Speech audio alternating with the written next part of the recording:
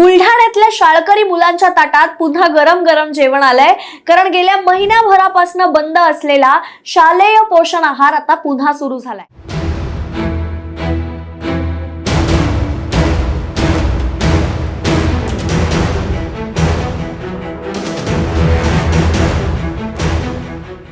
बुलढाणा जिल्ह्यात शालेय पोषण आहार बंद असल्याची बातमी ही प्राइम टाइम महाराष्ट्राने समोर आणली होती।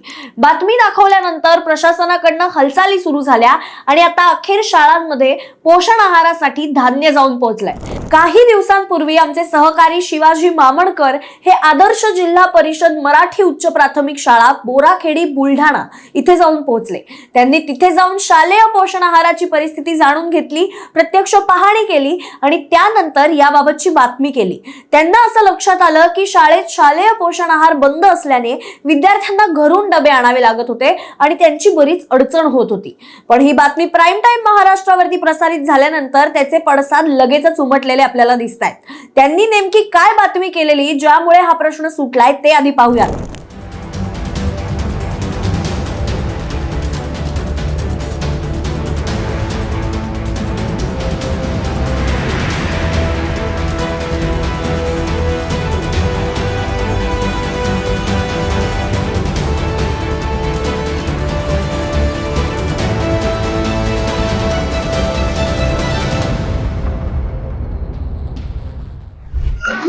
राज्यातील असलेल्या जिल्हा परिषद शाळा किंवा शासकीय शाळा यामध्ये मध्यंतरी या ठिकाणी शासनाकडून विद्यार्थ्यांना भोजन दिलं जातो।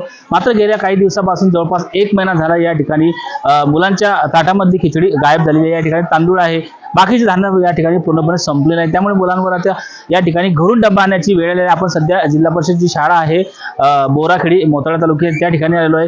गेल्या 10 दिवसापासून या ठिकाणचा खाऊस संपलेला आहे आणि अक्षरशः मुलं या ठिकाणी घरून डबा आणत आहे। आपल्यासोबत या ठिकाणचे मुख्याध्यापक अनिल चव्हाण सर, आपण त्यांच्याशी या ठिकाणी बातचीत करणार आहोत। काय सांगाल मला सर, सध्या काय परिस्थिती आहे शाळेची तुमच्या? म्हणजे एक 10 दिवस झाले आमच्या शाळेतील तांदूळाचा साठा संपलेला आहे आणि तांदूळाचा साठा संपल्यामुळं मुलं घरून डबे आणून दुपारचं जेवण करताय।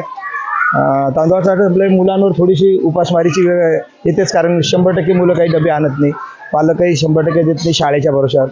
परंतु आता वरूनच धान्य संपल्यामुळे आमच्यासाठी काही इलाज नाही, पण काही मुलांसाठी आम्ही बिस्किट वगैरेची व्यवस्था करून थोडंफार त्यांना आम्ही आमच्या पद्धतीनं मदत करतो। पहिलीच बातमी म्हणजे या बातमीनुसार गेल्या महिन्याभरापासून शालेय विद्यार्थी हे शाळेत रोज येत होते, पण त्यांच्या ताटात मिळणारा पोषण आहाराचा मात्र काही पत्ता नव्हता। याकडे प्रशासनाचं लक्ष वेधण्यासाठीच प्राइम टाइम महाराष्ट्राने ही बातमी दाखवली। बातमी प्रसारित झाल्यानंतर प्रशासनाची चक्र फिरली, शाळांमध्ये पोषण आहारासाठी आवश्यक असलेलं धान्य आणि भात पोहोचवण्यात आला आणि बंद असलेलं पोषण आहार पुन्हा एकदा सुरू झालं। त्यामुळे विद्यार्थ्यांना आता नियमितपणे शालेय पोषण आहार मिळू लागलाय आणि याचबद्दल शाळेचे मुख्याध्यापक काय म्हणतायत ते आता आपण पाहूया। प्राइम टाइम महाराष्ट्र यांनी आपल्या शाळेमध्ये तांदूळाचा धान्य साठा नव्हता याची दखल घेतली आणि त्या बातमीचा इफेक्ट शासनापर्यंत पोहोचला आणि आमच्या जिल्हा परिषद शाळा बोराखेडी येथे तात्काळ 2 दिवसातच लगेच तांदूळ साठा आला। 10 दिवसापासून तांदूळ साठा नव्हता, परंतु प्राइम टाइम महाराष्ट्र यांच्या इफेक्टमुळं लगेच धान्य साठा येऊन आज विद्यार्थ्यांच्या तोंडामध्ये खिचडी गेलेली आहे आणि विद्यार्थ्यांना शालेय पोषण आहारचा हा चांगल्या पद्धतीनं पुरवठा झाला असून विद्यार्थ्यांना खिचडी आता चांगल्या पद्धतीनं वाटप करण्यात येत आहे आणि शालेय पोषण आहार मध्यान्ह भोजन हे सुद्धा सुरळीत सुरू झालेलं आहे। शाळेत आलेलं धान्य, स्वयंपाकाची लगबग आणि विद्यार्थ्यांच्या ताटात पुन्हा एकदा आलेलं जेवण, ही सगळीच दृश्य पाहिल्यानंतर एक गोष्ट स्पष्ट होते की बातमी फक्त बातमी राहत नाही, जेव्हा तिचा थेट परिणाम हा जमिनीवर दिसून येतो।